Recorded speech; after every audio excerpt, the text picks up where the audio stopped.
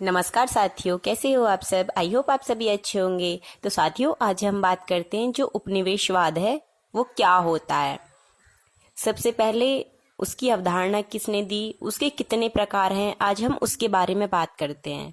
उपनिवेशवाद एक विदेशी शक्ति या देश आर्थिक शोषण या सांस्कृतिक वर्चस्व के लिए दूसरे देश पर अपना अधिकार और अपना प्रशासन करता है, उसे ही हम उपनिवेशवाद कहते हैं। जो आधुनिक उपनिवेशवाद है ये 1500 ईस्वी से शुरू हुआ था और इस उपनिवेशवाद के 5 प्रकार भी हैं। नंबर 1 है सेटलर उपनिवेशवाद।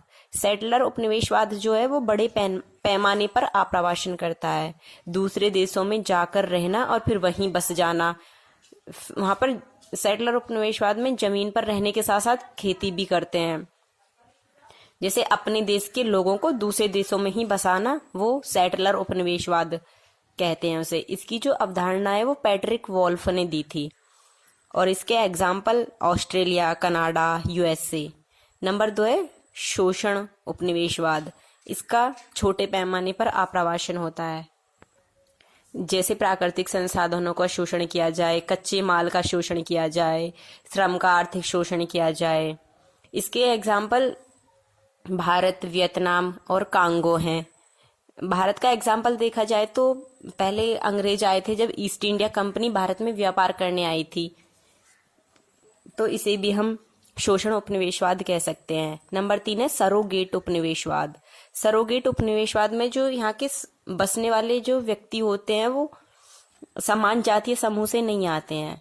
इसमें दूसरे देश के व्यक्तियों को गवर्नमेंट द्वारा दूसरे देशों में बसा देना, जैसे भारत की सरकार बांग्लादेश के व्यक्तियों को पाकिस्तान में बसा देना, ये सरोगेट उपनिवेशवाद कहा जाता है। और इसका जो शब्द था वो स्कॉट एट्रॉन ने दिया था। नंबर 4 होता है वृक्षारोपण उपनिवेशवाद। वृक्षारोपण उपनिवेशवाद में ये होता है कि कपास, कॉफी, चीनी एकल फसल का बड़े पैमाने पर उत्पादन किया जाए, दूसरे देशों में जाकर जैसे हम अपनी फसल का उत्पादन करें, उसे वृक्षारोपण उपनिवेशवाद कह सकते हैं। इसके एग्जाम्पल वर्जीनिया, जियोजॉर्जिया। और नंबर 5 है आंतरिक उपनिवेशवाद। आंतरिक उपनिवेशवाद में जो इसका शोषण है वो राज्य के भीतर से ही होता है।